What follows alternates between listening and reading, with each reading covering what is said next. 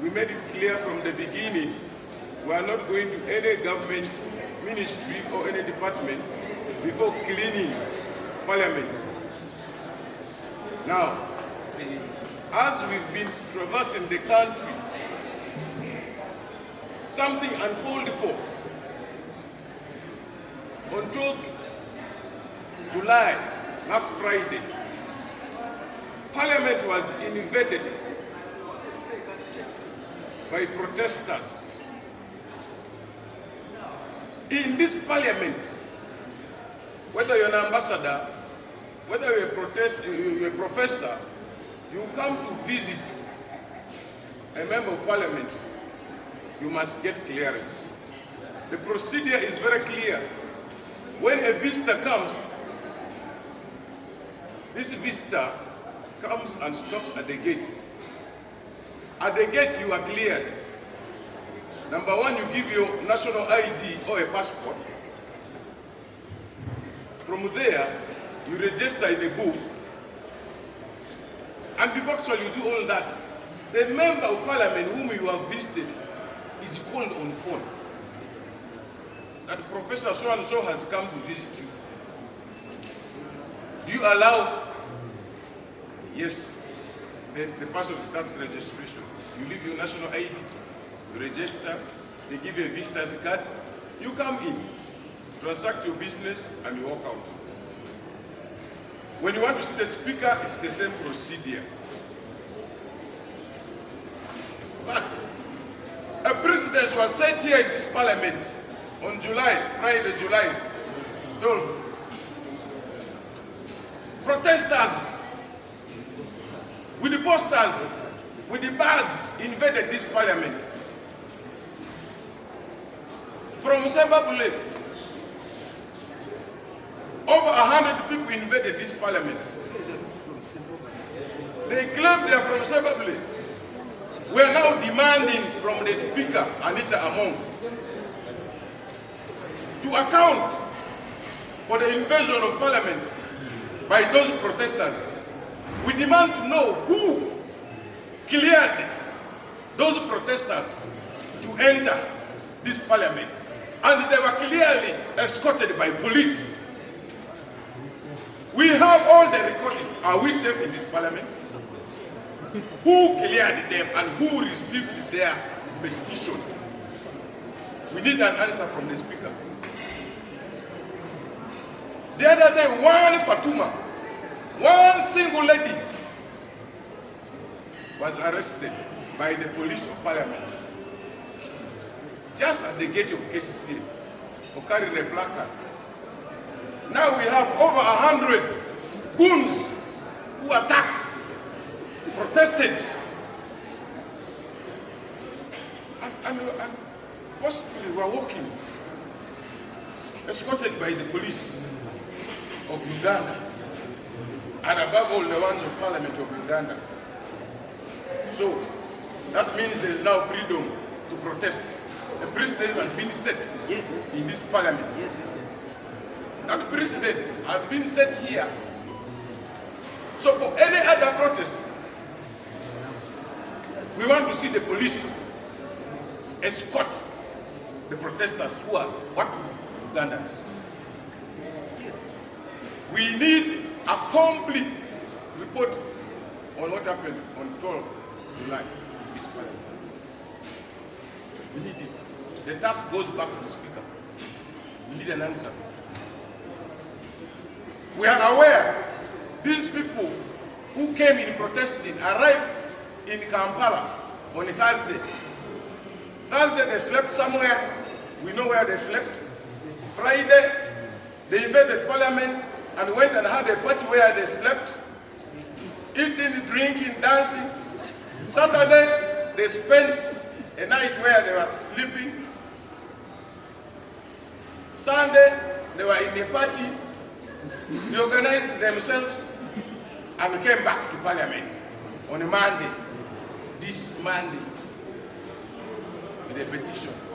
5 days in the suburb of Kampala, facilitated, given allowances, taking care of their accommodation. Who they are, Ugandans, we demand to know who those people are. We want their details. We want to know who cleared them at the gate. We demand for that. Meanwhile, our fight against corruption in the parliament of Uganda is still on. We started it like a joke, saying we want a debate. We have not been given any help by this parliament to have a debate. We have moved around the country looking for the MPs who have been kept away from us in recess. We have traversed the country. We started from one, now we have 172 signatures. We are left with 5. We are going to have that debate in this parliament. That debate against corruption by the 4 commissioners, you all know, the world knows. Commissioner Solomon Selvani, Akampura Prosi, Afayocha and Esther, Matthias Impuga. They must account to this parliament and our country, Uganda. We are not giving up. We are here to support the president. He has been fighting the battle against corruption alone. Now we have joined him. And we are going to fight corruption in this country without fear or favor, but it must start from Parliament of Uganda, where we are now. We must be in the books. Yes. We must be in the books in the fight against corruption in this parliament and our country, Uganda. That is it. They will no longer be given money to fundraise projects in their constituency. That is the main reason they are feared. But who brought them to this parliament? Is it they came here alone? They did not use any other person's money of this parliament. Why are they afraid of the leadership of this parliament? They are no longer even afraid of their voters, which is very surprising. Members should be more afraid of their voters who brought them in this parliament, because they are the people who brought them here, Not the speaker. not the leadership of this house. So why are they afraid? Where is the allegiance of the members of parliament? Just because they say they will no longer get trips to travel abroad, they will no longer get money for fundraising for their constituency from this leadership of parliament. Why? Who brought them to this parliament? Why are they afraid? So voters must mark them clearly on this matter. So, as far as I'm concerned, the march of 23rd is very welcome.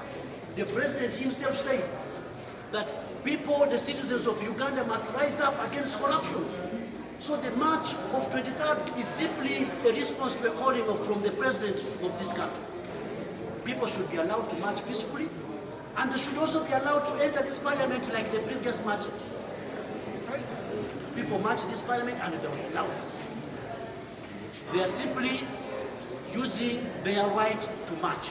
And I hope that the police will offer the march of 23rd, they will offer them ample security on that matter.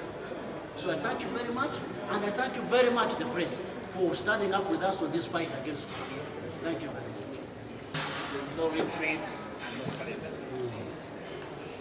Whoever the powers be, whatever the invisible hand behind, this is very loud and very clear, that sanity must exist in this parliament.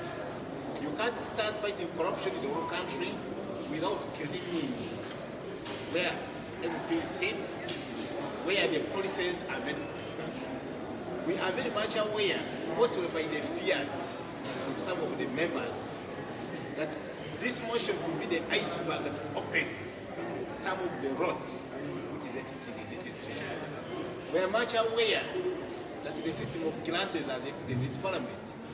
The parliament has been clustered into the nobles and the serfs. Yes. The nobles are very busy enjoying the trips, flying over in and out.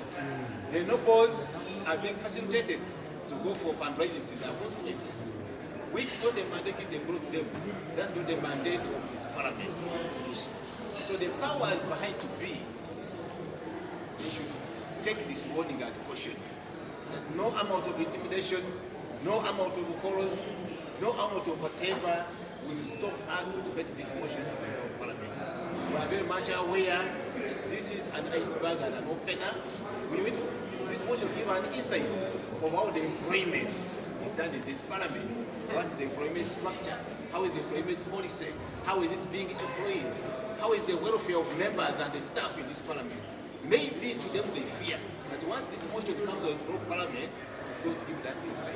There is nowhere where members of Parliament have had a chance to dialogue and discuss with their commissioners. The commissioners have been pocketed. You cannot have a chance to speak with them. You can't discuss with them. We don't know how Parliament is being operated. Come May, come shine, hook or crook, this motion has to be discussed. And for those who want to oppose the motion, they might end up flying on a forged passport, like Napoleon did in the Moscow campaign. We want it to be discussed. Let fairness speak on the floor of Parliament. If they defeat the motion, we are. But for those who want to stop it, for those who want to use the visible hand, for those who think they can bribe members, and the motion is not discussed, they should stand for it.